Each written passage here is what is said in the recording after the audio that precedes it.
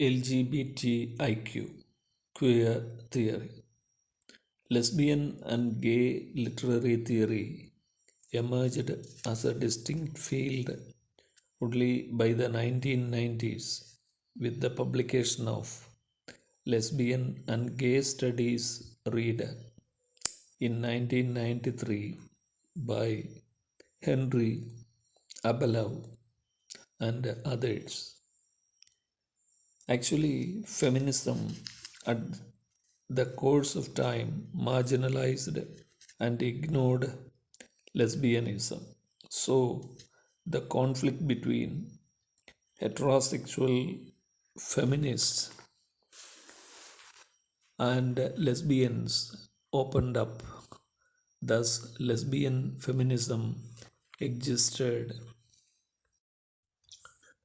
Adrienne Rich, with her compulsory heterosexuality and lesbian existence, introduced lesbian continuum. This sexuality, which was seen as something merely natural and unchanging, began to change as a construction or a subject to be changed. In this way, the comprehensive term queer theory entered. Teresa de Lauretis organized the first queer theory conference in 1990 at the University of California.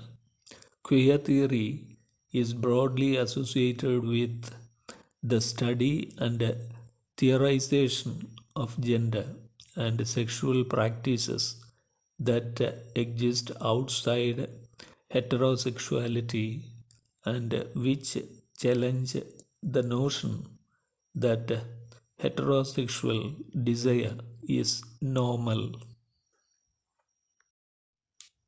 The works of Michel Foucault and Judith Butler are often considered the founding text of queer theory. Innovations in queer theory have made it evident that performativity is a function of the choices that gay and lesbian individuals make every day and in all walks of life. In this way, we can understand that Oscar Wilde's life experience is as valuable for queer theory as his literary works. The queer theory not only examines the communities surrounding the queer people but also the communities they form. Same sex living communities have significant priority in the formation of queer theories.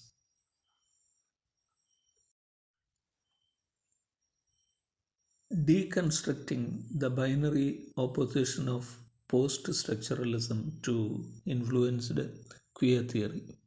The hierarchy in the pair of heterosexual and homosexual was also questioned. When the film star Rock Hudson, a gay, died of AIDS, he was one among the early celebrities to have been diagnosed with AIDS in 1985. According to Eve Sedgwick, gayness may be openly declared to family and friends, but not to banks and insurance companies, as everyone has the right for concealment and openness.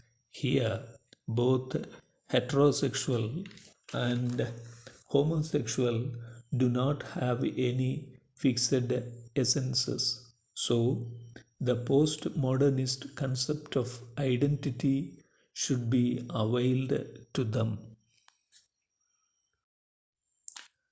As far as the gay or lesbian texts, they may be written by a gay or lesbian, or they may be written about gays and lesbians, and sometimes they may express the vision of gays and lesbians. Similarly, the lesbian and gay critics usually identify lesbian or gay episodes in mainstream work and discuss them, as in the case of the relationship between Jane and Helen in Jane Eyre is discussed.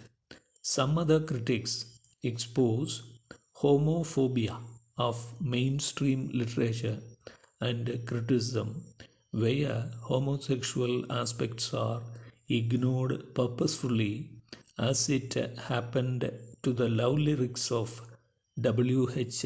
Auden.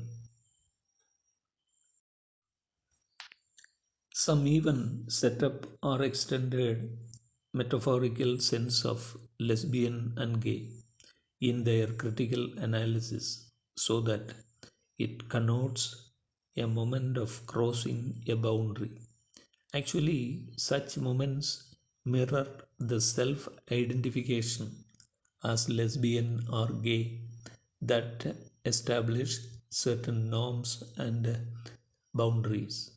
However, strong homoerotic tenderness is seen widely in the First World War poetry.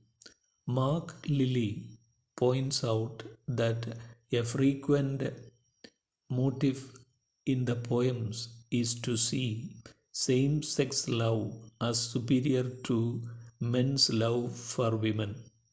In Passing the Love of Women, written by Studdert Kennedy, it is said, "But I knows a stronger love than theirs, and that is the love of men." Similarly, Lilly detects an element of necrophilia in Herbert Reed's My Company. A man of mine lies on the wire, and he will rot, and first his lips the worm will eat.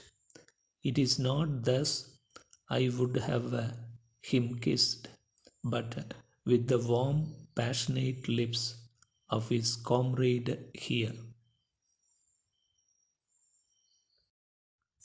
Similar poems of wound hospitals are there by the 19th century American poet Walt Whitman about the American Civil War. The wound is erotically charged in First World War poetry because it allows tender physical contact between males. Thus, the war became a safe area in which feelings usually suppressed can be openly expressed. Here, Lilly also talks about the similar examples of a football field where men kiss and embrace each other passionately in public.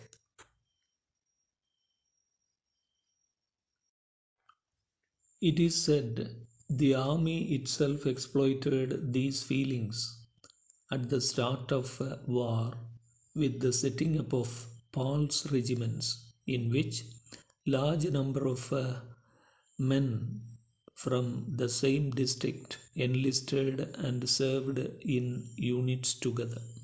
Thus, this kind of poetry has official sanction and gets access to publication in newspapers and poetry journals.